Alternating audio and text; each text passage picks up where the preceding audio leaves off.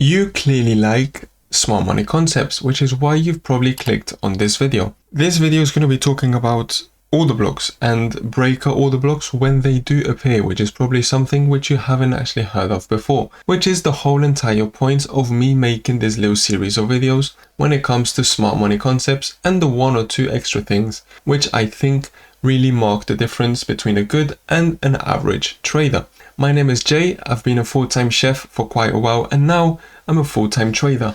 These are some of the results that I have gotten thanks to these concepts that I'm showing you in this little playlist. Now, without wasting any more time, let me talk to you more about order blocks, how to use them and when to use them. The one thing that I'm not going to do in this video is, unfortunately for you, I'm not going to tell you exactly how you can trace an order block. Why? Because that's just what everyone does. Every single person on YouTube, if you just type up order blocks, they're just going to tell you just trace it from the last candle that gave you quite a big move down or move up, and then there you go, just extend it towards the right, blah blah blah. That's what everyone does. How are you going to look at my video compared to all of those other ones? I need to do something different, which is exactly what I've come here to do. I've come here to show you an indicator which is going to actually give you all of these order blocks. Okay, first off, I'll turn it on, I'll show you how it works, and then at the end of the video, I am going to tell you how you can get it. Do not panic, don't take your credit card out, you are not going to need to pay for this, it's actually completely free. Okay, so by some works of magic, I've just turned on the indicator. This is what indicator looks like. Let me just double click it, let me just customize it a little bit, because it's getting a little bit messy. I'm going to hide the fact that it can show you the fair value gaps because they're not really relevant in this video. I've already done a video when it comes to fair value gaps. You can go watch that if you want. Let's have a look at order blocks. One thing you should know is how they are created. So let's do some quick theory.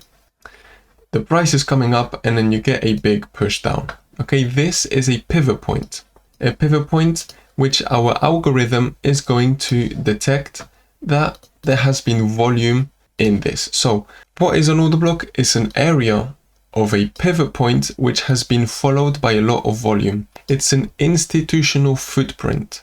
It's a place where the market makers were not able to hide how they blatantly just went short on the market on Bitcoin, or long if it's a bullish order block. Okay, there could just very well be a bullish order block right there for whatever reason. Okay, that's the most important thing that you need to think of. There has to be volume. You can't just get a bit of a push down and then say, right, that's it, there's an order block there, I've seen it, because that's a pivot point. You need to see aggression, you need to see volume, a big move down. Why? Because this guarantees you that the market maker is behind it, that the institutionals are behind it. That's what our indicator does. Okay, it just sees this, spots it, and then it only creates the ones that have enough volume behind them, just to make sure that you're not trading some random stuff. Next, let's have a look at the theory behind them. Okay, so the price is pushing up, pushing up, pushing up. Actually, that's not how I should do it. I should do it something like this. And then you get that aggressive push down. There's an order block there created. Fine.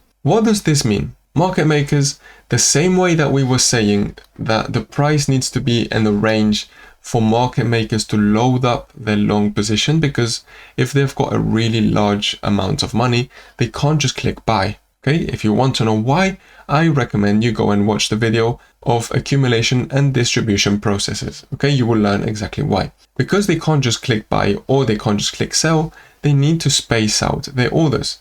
They're going to sell here, which is going to cause a great reaction. Now, you very smart thing, you might ask me, cool, so why do I need to go short when we go here? For the exact same reason. Market makers have got their limit orders exactly on these order blocks. These order blocks are places where the market maker is leaving their limit orders. When the price of Bitcoin comes up to this area, it gets slapped across the face with big institutional short positions. In the case of a bearish order block, or in the case of a bullish order block, it's the other way around. Okay, so that's the concept behind it. Let me tell you now, in theory, what the most interesting points are. One interesting point is going to be when the price instantly connects with the order block, you're going to get a reaction back down. Another one that is likely is that because market makers are not silly. They are also going to be very well aware that every single retail trader is going to place their entry point at the very start of the order block, and then with a massive take profit. What they're also going to do sometimes, which has happened to me unfortunately, is the price is going to come up, not make it quite, just get very close and then give you the move down, which is extremely annoying. Now the most likely scenario, which is the one why we have drawn, I'm sure you can see there's a horizontal line in the middle of all of our fair value gaps and order blocks, is because most times the price is going to come up, go into the 50% point, into the halfway line, and then it's going to give you the push down. Okay, so without wasting any more time, let's have a look at some actual real examples. Let's go on the 4-hourly time frame and let's look at the current price action of Bitcoin on the 27th of July of 2026. Our algorithm detected we had an order block created right there. I do want to point out these are useful, extremely useful, if you use them combined with other things. Okay, for example, I just want to make sure this is very clear. Let's go on the daily time frame. Oh, actually, yeah, okay. Let's go on the daily time frame. What can we see on the daily time frame? We've got a daily order block created right there. You might think, cool, but Jay, I can't just go short as soon as we go in it, because then my stop loss is quite big. I personally consider that quite a big stop loss. We can't. Okay, so how do I do this? I see there's a daily order block, which is obviously going to be something quite relevant, quite strong, quite important. Especially, let's not talk about weekly order blocks, which I'll mention in just a second. You then zoom in. What have you got inside this daily order block? Well, you can see you've got basically a 4-hourly order block inside a daily order block. Nice. Now your entry point is a lot more refined. Instead of having a 3.1% stop loss, which I think is too much, you're starting to have 1.7% stop loss. That's looking a lot nicer. What happens if I zoom in even more? Maybe on the 1-hourly time frame. Well, we can see the exact case scenario that I was telling you earlier on. We didn't make it to the order block because we stopped, let's see how much, 0.1% away from that order block. This would allow you to have a much nicer stop loss, much more precise, and a stop loss that makes sense. You're not just going short and then saying, yeah, there, fuck it. No, you've got a reason to why your stop loss is on this exact level. Okay, if we zoom back out to the 4-hourly time frame and I delete all of these ugly pictures, what can we see? What did the price do on the 4-hourly time frame? It came up. Where did we hit? Where did we stop? On the halfway point. We hit the halfway point and then we got the rejection that we needed. Well, that was meant to happen. Okay, that's the beauty of order blocks. Now, obviously, if we go up to the weekly time frame, a weekly time frame order block is going to be incredibly important. It's going to serve as a really big support or as a really big resistance. As you can see there, we had an order block created right there. We came back, we retested that, and then look at what happened next. We got a disgusting push up. Therefore, following this theory, how do I know where Bitcoin is more likely to go when I look at very big macro picture?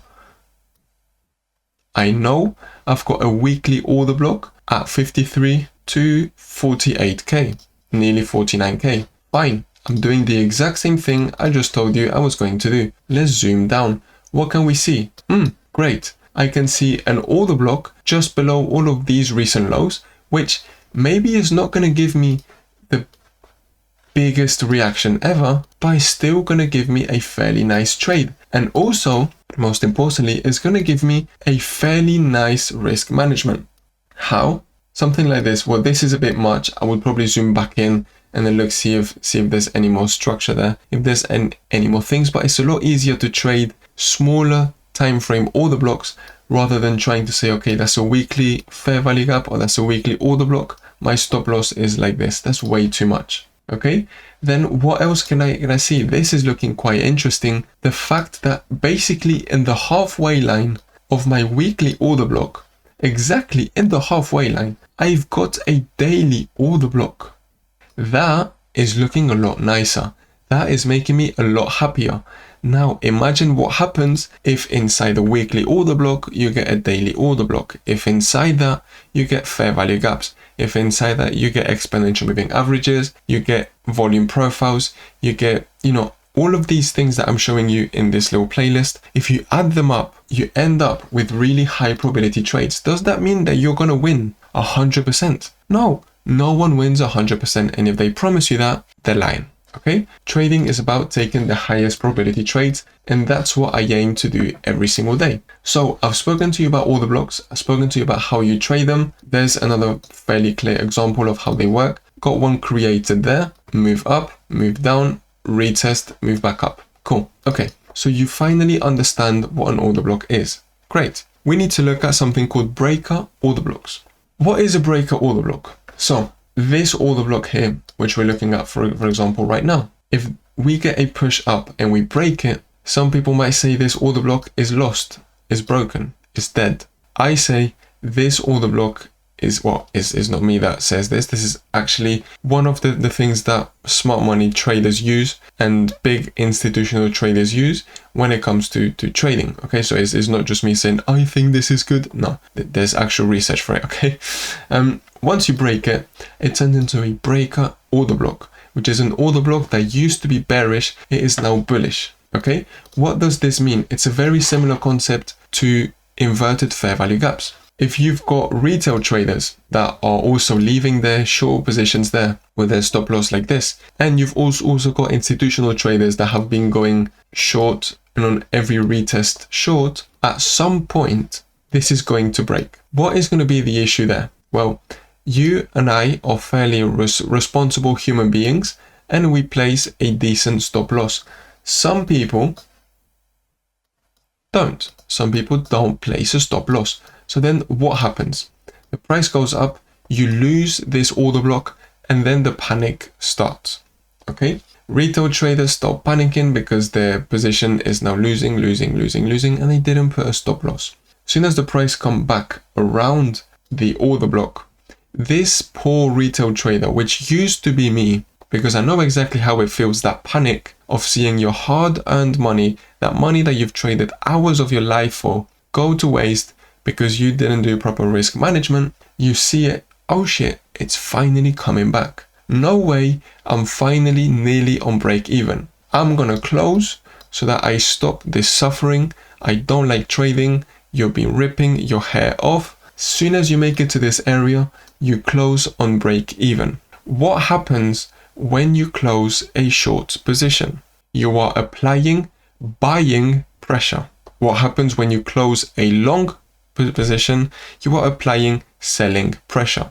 Because you've just closed, because retail traders have just closed their short position, they are applying buying pressure. On top of that, okay, we can also say this is a major change in structure. You've just broken fairly important highs. You've broken it. It's also going to serve as the basic support turned resistance and vice versa. Okay, what was once a resistance, once you break it, is now turned into a support. Okay, so that's basically breaker order blocks. They are not as common. Okay, why? Because I find them a lot more effective. And actually, if you do some research, you will find the traders that do know about them and the traders that do use them find them extremely useful. Okay, they don't happen very often. I was just looking for some now, maybe on the daily time frame. I saw one. Yes, we had one there which wasn't even touched. But this, I can tell you right now, is going to be a major resistance, because this is going to signify, this is going to show a major change in structure, because you broke something big that wasn't actually meant to get broken. What is the danger, okay, of trading smaller order blocks? I personally have a rule. I don't really like to go down the 4 hourly time frame. If I do, like, I'm gonna push it. I'm gonna say, okay, I've got my 4 hourly order block. Great. Let me move down and see inside this area if there's anything interesting. I wouldn't base my whole analysis based on the 1 hourly order block, my 2 hourly order block, or even less. Why? Because of crypto, because of how it is. There's a lot of pumps, dumps, and it's really easy to get faked out. And all the blocks, the normal ones, not the breaker ones, the normal ones are likely to get broken just to liquidate all of these retail traders which are going short or long in them. That's the danger with order blocks. That's why you don't use them on their own. That's why you need to zoom out, look at the bigger picture. Now, why are order blocks better? They happen a lot less, but when they do happen, it basically tells you something. This trap, okay, retail traders have been going short, stop loss just above it, they've been liquidated. Once this happens, okay, the trap has already happened. The pain has already been caused. This now turns into a breaker order block. This short position gets liquidated, bye-bye. That's it. People are scared now. So therefore, they are a lot more strong. I personally find them a lot more valid and a lot more convincing because the pain has already happened. People have already been liquidated. Okay, that's my mindset when it comes to it. So how do you get access to these indicators? Well, first off, I also want to show you, you can get fair value gaps there, which is right there. And it's going to show you where every single fair value gap is, as well as inverted fair value gaps. It's also going to show you where the next break of structure and change of character is. Like if I just turn it on, you're going to be able to see, if I zoom in a lot more, it basically tells you that's going to be the next break of structure and the next change of character. It's going to show you the little liquidity lines and quite a few more things. We have spent over 5 years creating these indicators, and now I'm giving them away for free. In the descriptions box, there's a link. It takes you to our Telegram where you can get access, number one, to my 6-hour course, which is free. You don't need to pay. And then 2, you get access to these indicators. These indicators which will help you purely with your order blocks, with your fair value gaps. You've got some that help you tracing your Fibonacci retracements from where to where you need to trace them. We've got a heat map. We've got one called a smart trend, which tells you what trend and where you should trade. We've got something like an RSI with money flow in it, which is not just your either stochastic RSI or normal RSI. You know, we've built really nice stuff. And my goal as being a full-time trader now is to help people that don't really know what they're doing when it comes to trading. I think that's my goal now, because I've been there. I've been exactly where you are. I've been losing money, and it's when I started using these indicators that I actually, like I said, I was very fortunate. I went from being a full-time chef to now being a full-time trader, and I'm really grateful for that. I know what it feels like. That's why I feel like I have to help people with it. That's why I don't charge anything for them. So thank you very much for watching. Make sure you leave a like, make sure you also subscribe, and make sure you let me know if you've got any questions, any doubts, or any issues, as long as it's regarding trading, because I'm not your therapist. Thank you so much for watching, and see you very soon. Bye bye.